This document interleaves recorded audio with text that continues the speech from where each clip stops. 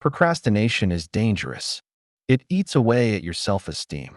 It keeps you from living the life that you want to live.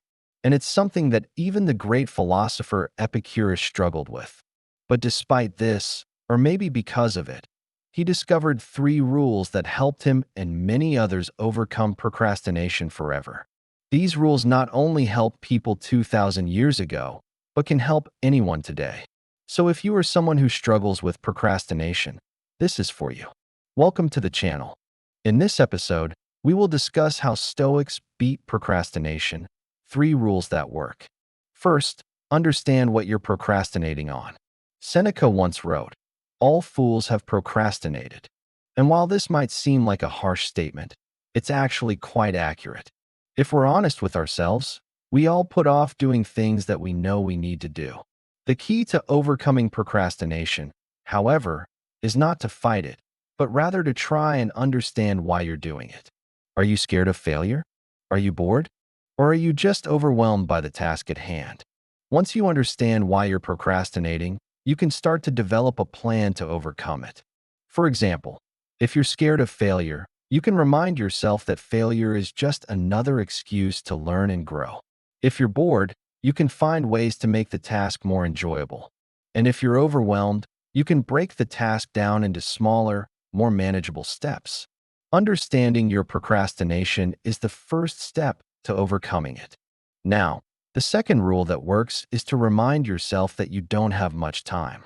In Meditations, Marcus Aurelius writes, "You could stop living right now. Let that determine what you do and say and think." When we think about how short life is, it puts things into perspective.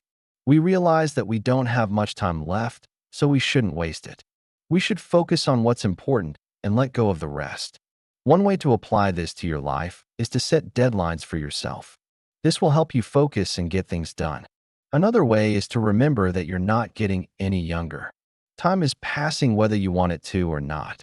So use that to your advantage.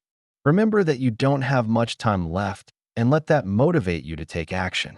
The Stoics believed that life was short and that we should make the most of it. They knew that procrastination was a waste of time and that it would only lead to regret. So they developed strategies to help them focus on what was important and get things done. One of the ways they did this was by setting deadlines. By setting deadlines, they were able to trick their minds into thinking that there wasn't much time left to waste. They also knew that the more important something was, the sooner they needed to get started on it. Therefore, they always tackled the most important tasks first. They knew that if they didn't start soon, then they might never get around to it. Third, ask yourself, will this matter in 10 years? This is one of the most powerful questions a person can ask themselves. When you're struggling to decide whether or not to do something, just ask yourself, will this matter in 10 years? 99% of the time the answer is no. Most things are not that important in the grand scheme of things. They don't really matter. So when you're faced with a decision, ask yourself, will this matter in 10 years? If the answer is no, then let it go. Focus on what really matters. This question is a great way to deal with procrastination because it helps you put things into perspective. Most of the things we worry about aren't that important in the long run. They won't matter in 10 years. So why waste our time and energy on them? Instead, we should focus on what really matters. What are our goals and dreams? What do we want to achieve? When we focus on what really matters, we're less likely to procrastinate. We're more likely to take action and make progress towards our goals. Will this matter in 10 years? If the answer is no, then don't do it. Now, when you're trying to make a decision, it can be helpful to write down the pros and cons. This can help you weigh the options and choose what's best for you. But there's an even better way to make decisions. It's a way that's faster, easier, and more effective. It's called the 2-year rule. The 2-year rule is simple. Just ask yourself, will I still care about this in 2 years? If the answer is yes, then it's important and you should spend more time considering the decision. However, if the answer is no, then it's not that important and you can make a quick decision. The 2-year rule works because it helps us put things into perspective. Most of the decisions we make aren't that important. They don't have a major impact on our lives. But because these decisions seem urgent, we spend too much time worrying about them. The 2-year rule reminds us that most decisions aren't that important and that we shouldn't worry about them too much.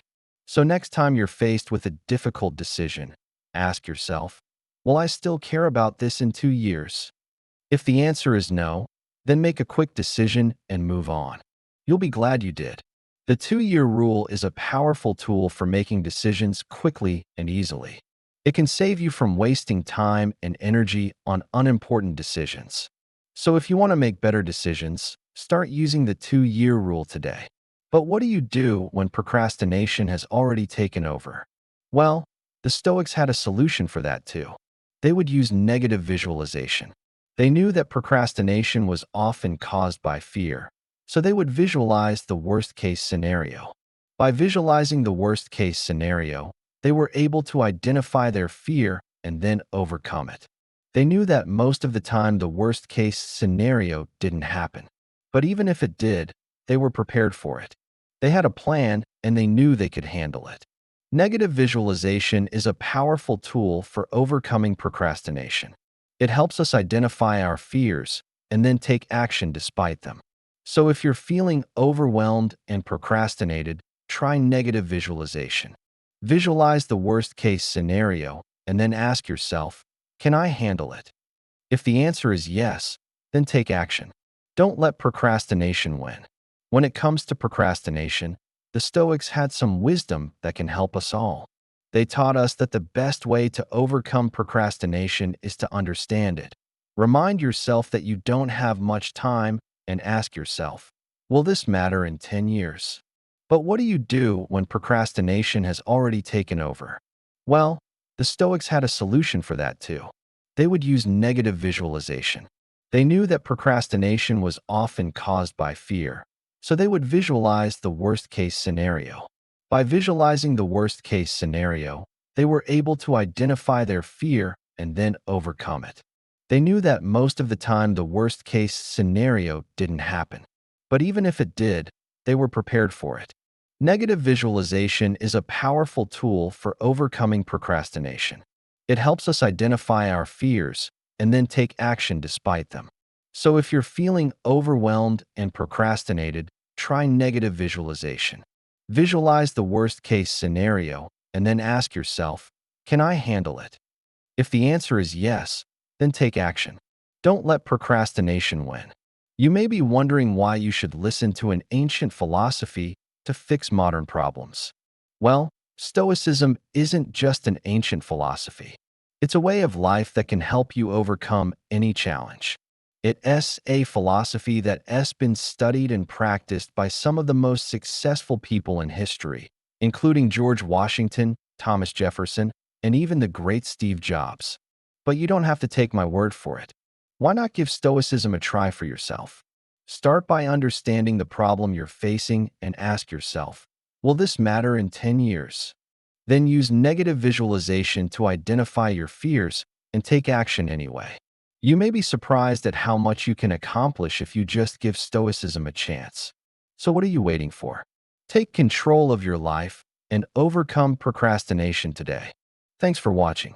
If you enjoyed this video, I'd appreciate it if you could give it a thumbs up and share it with your friends.